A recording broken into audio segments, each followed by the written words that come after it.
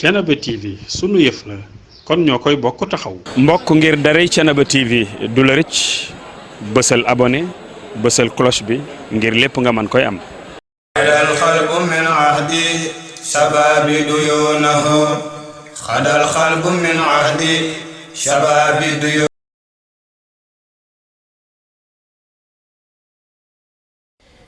bisimilah rahmaani rahim asalaamaaleykum mbokki téléspectateur u Thiénaba TV nuyu nañu leen ziar leen jox leen seen wàccuwaay di ziar kilifa diine yi waaye nuyoo boobu la dañ koy teg suñu loxo sëriñ suñu loxo maam muy sëriñ Baye Assane Seck moo di ñu koy ñaanal gudd fan bu ànd ak wér waaye di ziar chef de village bu Thiénaba di sëriñ Alassane Niane Seck di ziar monsieur le maire Talla Diagne ak képp kuy kilifa rek bu yeewoo fii ci Thiénaba tey nag ñu ngi leen di nuyoo fii ci Thiénaba Gare waaye nag ñu ngi taxaw ak ki nga xam ne mooy monsieur Abdou Gningue di coordonnateur gàmmu bu Thiénaba dañu koy bàyyi rek mu nuyoo wax ñu tey lan moo waral li nga xam ne moo di jotaay bi. di nuyu bu baax aussi Baye Assane Seck xalif général de Thiénaba di nuyu waa ahlu Cekkeen yëpp di nuyu chef de village bi pour Serigne Alassane Niane porte parole nga xamante ni mooy Ngagne Sarr secrétaire bi nga xamante ni mooy secrétaire particulier Souleymane Dia bu Baye Assane di nuyu sëñ ji bi nga xamante ni mooy taaw ci famille actuellement Cekkeen waaye di nuyu aussi imam bi nga xamante ni mooy sëriñ Cheikhou Amadou imam ratib bu Thiénaba di nuyu waa Thiénaba gi yëpp di nuyu taalibe yi yëpp tey jii li ñu fi tase mooy forage bi nga xamante ni président de la république may na ko Baye Assane cosaanub lii mooy président de la république moom la Baye Assane dem seeti ci sama kanam soxla ndox ci gàmmam soxla courant ci gàmmam soxla matériel ci gàmmam ñu ànd ca bi ñu demee ñu toog waxtaan président de la république laaj ñu lu ngeen soxla Baye Assane di ma waxal li nga soxla ma ne ko soxla nañ ndox mooy 1 soxla nañ courant mooy 2 soxla nañ ay route mooy 3 soxla nañ équipement yoo xamante ne ay bâche la yu ñuy jàppale ci gàmmu gi muy 4 ci tànk bi la président bi woote bi mu wooyee jëkka woo ministre bi nga xamante ni moo yore développement communautaire Samba Ndiobène Ka jóge fa woo directeur u PUDC Cheikh Diop ci côté ndox ak yeneen loola nag bi mu amee ñu jóge fa ca la affaire ndox mi jóg Samba Ndiobène Ka di ministre bi taxaw ci directeur u PUDC di Cheikh Diop taxaw ci jaare ko aussi nag ci nga xamante ni moo yore ministre de l'hydraulique nga xamante ni mooy Serigne Mbaye Thiam loolu yëpp autorité gouvernement bi jàpp ci ndigalul président de la république ñu taxawal forage bi fii mu nekk nii bëgg nañu ndox mi génn balaa gàmm ñu mën cee am ci gàmm gi donc gàmm gi ndox mi doy loolu moo di ko génne bu paree nag dina am ay château ñeneen ñi ci dëkk bi ku ci mën a am ci waaye daan nday ji dëgg yëla bi dëgg mooy ndox mu doy sëkk ci gàmm gi te président de la république joxe na ay instructions ndox moom mu am fi mu ne nii ñu ngi bëgg a commencer forage travaux yi di profiter nag di remercier bu baax président de la république ndax moom moo départ moom moo recevoir xalif général bi moom moo ko may xalif général bi ca du lii rek am na yeneen yoo xamante ni bu ñu jógee ci lii ci loolu lañ jëm moom moo woo ministre am ci nuyu aussi le premier ministre Amidou Ba di nuyu bu baax Serigne Mbaye Thiam mi nga xamante ni moo yor ministre liggéey waaye di nuyu itam Samba Ndiobène Ka mi nga xamante ni lii ci moom la ci ministère am la bokk ndax PUDC ci ministère Samba Ndiobène Ka la bokk te PUDC budget PUDC ci la lii jógee ñooy fay chinois yi nekk fii kii fay chinois yi nga xam ne ci bitim la jóge directeur du PUDC la toog lañ démb moo ñu informé ci lii léegi nag bu ñu jógee ci loolu nag di nuyu nag autorité yi Thiénaba sous-préfet ñu ngi koy nuyu bu baax di ko remercier ci ay taxawaayam moo ñu boole defal ñu CLD dem ci préfet ñoo ngi bëgg a jëm ci gouverneur donc taxawaayu départ boobu moom moo ko def di ay taxawaayu rafet di nuyu monsieur le maire taxawaayu ndax fii buñ ko day ñëw fii di ànd di place beeg activité yi développement bi nekk biir Thiénaba développement commune am la kon nag ca commune bi moom mooy le maire ñun dëgg la au conseil lañ waaye maire bi mooy yore commune Thiénaba ba lépp lu waay di def ci commune bi moom nga koy defal donc moom la ñuy liggéeyal moom mooy ñëw di ko suivre ak yooyu ñun dinañ dem ñaan xam ni nii may nañu bu ñu paree nag moom moo suite ba ak gestion ba la cay topp liggéeyam la dañ koy bàyyi ak moom di ko ci gërëm di ko ci ñaanal loolu yegg donc ñu ngi ñaanal ñëpp liggéey bi yegg ak jàmm ak salaam dig nañ ko bàyyi Assane ci suñu ñaan man maa demandé maa ko bind maa koy wax CLD maa woote CDD dinaa woote CRD lépp dinañ ko wax pour courant pour ndox am ci gàmmu gi daaw manqué woon na amoon nañu ay camion yu ndox waaye nag bu ñu amee robinet bi correct ñëpp am ndox tàmbali la boo xamante ni loo am ci camion rek dëkk yi mën a am ndox dëkk yi nga xamante ni jàpp nañ ci loolu nag lu am solo la ñu ngi ci ñaan mu yegg ak jàmm ak saam di gërëm ñëpp ci ku ci laal rek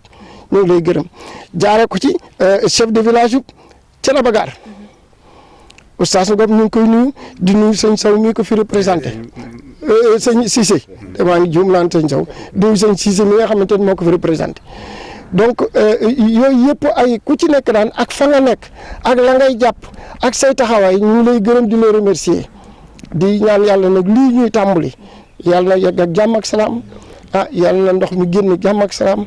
yàlla na at yii di ñëw ci kanamam at mu nekk dàq sa morom ci gàmm waaye nag dàq sa morom ci jàmm Thiénaba waaye jàmmi commune bi yëpp waaw loolu daal la ñuy ñaanti. jërëjëf monsieur Abdou ñu ngi est-ce que mën nañu xam lan moo waral choix bi fi ngeen ko def yéen a ko choisir wala techniciens yi ñoo ko choisir ci milieu bi mu nekk. waaw milieu bi mu nekk techniciens yi ñoo ko choisir waaye nag ci orientation monsieur le maire ci orientation chef de village ci orientation xalif général bi techniciens yi ñoo jëkk a ñëw ñi xool nañ Thiénaba li ko wër lépp boo gasee 400 mètres di nga jot ndox moo xamante ni 200 mètres de profondeur la loolu yàlla moo ko defal Thiénaba forage yi nga gis fii yëpp benn ci eggul 400 mètres moo tax ñu am problème donc forage bi fu ñu ko mënoon a def rek 400 mètres gas ko dinañ jot ndoxum 200 mètres fii ñu ko indi nag yàlla daa def muy place bu xalif général bi yàlla daa def ñu déggoo ci maire beeg ñeneen ñi ci des yëpp déggoo ci ndax kay dem naan diw dagal ma yow ci sa bopp nga dagal sa bopp moo gën a wër xalif général bi moom fii andi ko fii suuf si nekk fii ñu mën ko fee defal lu ko fi soob mu def ko fi loolu ak cant la loolu alhamdulilah su xalif général bi amul woon suuf mel nii danaan yónnee leen ma ca diw mu may ma fuñ ko def waaye du ne kenn yónnee ma ca moom moo naan fii maam Amary Ndak moo ko moom ñoo fii def forage boo xamante ni jàppale gàmm maam Amary Ndak la ak njabootu maam Amary Ndak tax na nag biñ dikkee fii gars yi ni fii baax na ñu jël fii booba temps monsieur le maire ak chef de village ñi ko représenté ñoom ñëpp ñoo ci àndoon ak waa kër sëñ bi léegi nag def nañ ko fii techniquement li nga xamante ni moom la technicien yi wax mooy buñ def ba gasee 400 mètres dinañ jot place ndox waaye ndox mi wàññi ko waat na de 20 mètres donc 420 mètres buñ ko gasee dinañ laal ndox suñ laalee 420 mètres ndox dinañ mën a demaat 180 mètres yoo xamante ni ci profondeur lépp ndox la loolu la technicien yi wax loolu moo am fii loolu nag di sant parce que dem boo sam ndox doo ko mën a jeexal fii ak téeméeri at ci kanam loolu sant yàlla la loolu daal ñun ci liñ xam techniquement loolu la ñu technicien yi wax loolu lañ jàpp ba tax na nee nañu ndox mi dina bënn bala ñoo gàmm ñu branché ko ci suñu tuyau gàmm gi réseau bi suñu gàmmoo ba pare dinañ def forage boo xamante ne nag forage bu mag lay doon 500 mètres cubes lay doon mooy ëpp château d'eau boo xamante ni dañ def 500 mètres cubes mooy ëpp ñetti forage yi ñu am yëpp seen kii te fii ñu ko def itam baax ndax dëkk yi ñu wër ay Kër Banda Kër Ibra Fall ci daanaka partie sud la waaye mën naa jël lu bëri ci population Thiénaba waaw. ñoo ngi santaat yàlla bu baax di julli ci yonent bi sallallahu alayhi wa sallam mais di sant bu baax Serigne Thiénaba damay wax ni yàlla def na ni boobu ba léegi ñi ngi jooy ndox am jafe-jafe ndox mu metti lool ci population yi mais tey dañuy war a santaat yàlla parce que tey ñi ngi ci bërëb bi nga xamante ni Serigne Thiénaba moo ko joxe mu doon seen bërëb bu maam ñu jël ko joxe ko ni dañoo bëgg fii ñu def fi forage bi pour yàlla gën ko barkeel pour que jafe-jafe ndoxu Thiénaba jeex loolu dañ ciy sant yàlla mais dañ ciy sant Serigne bi bu baax di ci sant njabootu maam Amary Ndack Seck mais ñuy santaat bu baax monsieur le maire ci moom tamit démarche yi nga xamante ni ànd na kook Serigne bi def ko ci lii defe naa ni bërki démb bu yàggul rek directeur OFOR ñëwoon na seet si Serigne bi directeur OFOR ñëwee li mu wax lu leer nañu la mu ne président jox nañu instruction le ministre nee na forage bi nañ ko def te na mu gën a gaawee le ministre Serigne Mbaye Thiam donc je crois que ni ça a été clair ça c'est un projet de l'État mais OFOR moom moo koy réaliser jaar ci ministre de l'eau muy Serigne Mbaye Thiam ñu jox ko SHB ñoom ñooy entreprise bi nga xamante ni ñoo koy liggéey te ñu ngi nii taxaw ñoom nee nañu ce marché là OFOR moo leen ko jox mu jógee ci ministère de l'hydraulique bien sûr c'est un projet de l'État président Macky Sall mooy joxe ndigal mais ministère bu nekk am na loo xamante ni yaa ko yooyoo am na budget boo xamante ni yaa ko yore su la président nee la ci sa budget defal ma lii loolu da nga koy yëkkati daal di koy def defe naa ne loolu moo waral lii la preuve Serigne Mbaye Thiam defe naa am na ñoo xamante ni demoon nañ fa seeti ko jóge Thiénaba bi ñu ñëwee dafa leen ni non wax naa ko Adama incha allah rabbi lii dañ koy réaliser dañ koy def bu soobee yàlla dañ koy def parce que président jox nañu ndigal te ñun aussi pare nañu pour def ko parce que xam nañu jafe-jafe ndoxu Thiénaba donc loolu moom ni ma ko waxee léegi rek dañ ciy dellu di santaat yàlla bu baax mais di santaat Serigne Thiénaba bu baax parce que lii mu def aussi dafa rëy Serigne bi wax na dox na yëkkati na kàddoom incha allah rabbi ba lii am waaye Serigne bi yamu ca dafa yëkkatiwaat toolam joxe ko di def leen ko fii su ko defee du am coow du am lenn loo xamante ni dinañ ko ci wax te defe naa ni nit ki lu muy wax aussi te amul seede baaxul je crois que ni kii nga xamante ni moo nekk SHB muy entreprise bi nga xamante ni ñoom lañ ko jox mi ngi nii toog di monsieur Niang mi ngi nii taxaw te je crois que ni après moom dina ci mën a dugal kàddu pour dolli leeral waaw. jërëjëf monsieur Adama comme ni nga ko waxee rek Thiénaba ñoom seen jafe-jafe mooy ndox kon ndox mi xel mën na dal ne dina doy ba mën a satisfaire population Thiénaba yëpp ak sax dëkk-dëkkaan yi nga xam ne jege nañu ko. waaw parce que ñoom seen bopp dañu def ay prospection moom defe naa ne affaire technicien la te je crois que ni ñaam bu ñëwoon tey loolu dina ci dugg ndax maanaam tey malade bi boo ko bëggee faj da nga koy defloo analyse mu def analyse nga xam jàngoroom fu mu féete nga mën ko localiser pour mën ko faj. ñoom nag def nañu loolu ci seen xam-xam yi nga xamante ne moom la leen yàlla dénk ba ñu xam ñoom napp bi li ci nekk ak fan la ñu mën a egg ba nga xamante ni ndoxu Thiénaba dina doy macha allah te dootuñu am benn jafe-jafe macha allah. ñaaw ñu bàyyi la rek nga nuyoog mbokki téléspectateurs yi lay seetaan ñu bàyyi la aussi nga présenté wu xamal ñu tey sa taxawaay fii. bon maa ngi tudd Abdallah Niang je suis directeur général de SHB l'entreprise en charge n'est-ce pas de réaliser les travaux le forage de Thiénaba. C'est un forage profond forage bu xóot la ñoo ngi capter le maastrichtien à 450 mètres étude géophysique yi loolu la wane donc moo tax vraiment tey ñu ñëwoon pour commencer les travaux. waaw comme sànq ni ma ko waxee rek ci monsieur Adama parce que Thiénaba ku ko xam-xam ne dañu am jafe-jafe ndox waaye ndox mi est-ce que jàpp nga ni population Thiénaba yëpp dinañ ko mën a jëfandikoo ak dëkk-dëkkaan yi nga xam ne jege nañu ko. incha allah loolu moo tax ñu dem à cette profondeur à une profondeur de 450 mètres yaakaar naa profondeur boobu moom moo fi gën a xóot donc avec les études effectivement li mu wane vraiment ndox bi dina doy incha allah rabbi dina ndox en quantité et en qualité waaw c'est le but recherché quand même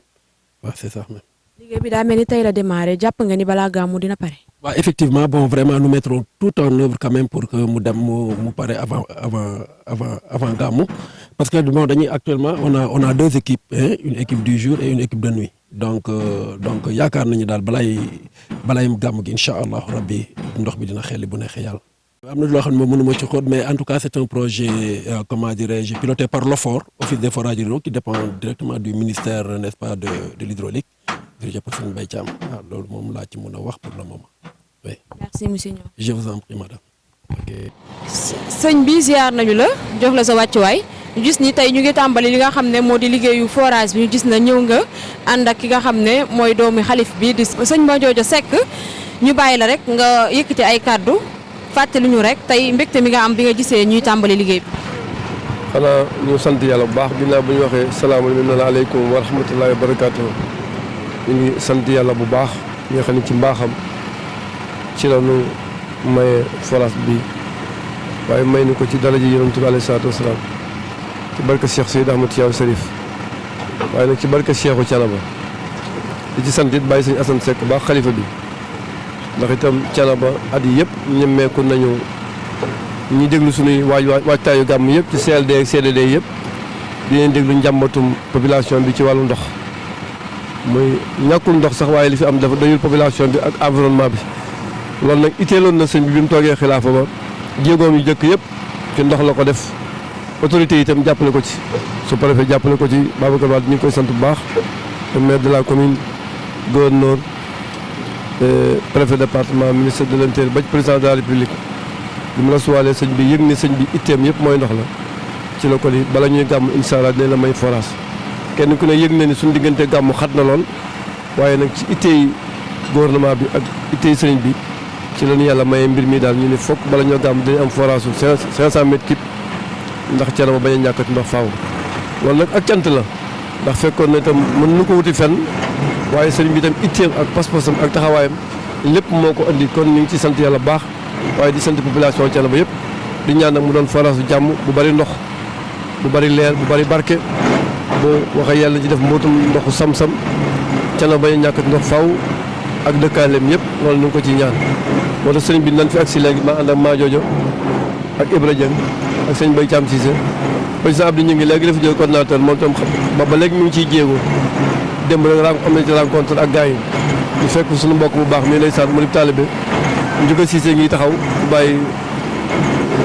mu nekkal ñu Thiénaba gaar tubaarkàlla Adama Diop nekkal fi maire ñu am kontaan trop nag ci ndax itam tool bi ñu koy itam ñu am ci yaakaar ndax tool bi toolu Seexu Thiénaba la mooy toolu àllarba Seexu Thiénaba kenn ku ne dégg nga ñu daan wax cooti ak mbalet fii mooy mbalet mu xaddam yëpp fi lañu daan ñëw àllarba ñoom Dakar yi fi ne sax mag ñi dañ ko tippoo woon Dakar Baye Amadou Bamba ñu Dakar diw fi leen daan bàyyi toolu àllarba bi kon din parti ci tool bi jëm Thiénaba gaar ingénieurs yi bi ñu wëree ñun fi ñu leen proposé woon bari na mais ñoom ñoo xool ni fii moo gën a baax moo ëpp ndabu ndox ñu fekk si leen fi kon ñu ngi ñaan ndox moomu daal yàlla na bën ak jàmm am nañ ci yaakaar ci la ñuy gàmm incha allah même bu sutul mënta pare bëgg nañ koo àggale connecté ko ci tuyau bi ñëpp am ndox loolu la ñuy séntu teewul nag matuwaay yi coordinateur daan jël yëpp ci gàmm bi pour oto yi ndox yeeg réservoir yooyu itam dinañ ko jël ndax ANCAR waaye ñu ngi sant bu baax di gërëm sëñ bi nag nee na woon bu ñëwee nu ñaan te santal ko ñëpp gërëmal ko ñëpp moom incha allah dina fi doxantu xool ko ndax li ñuy def lépp ci ndigalam lañ koy def ñu ngi sant nag Thiénaba TV bu baax ndax fu ñu ne rek accompagné nañ ci lépp sukkandiku Thiénaba TV à votre disposition pour la couverture de vos événements,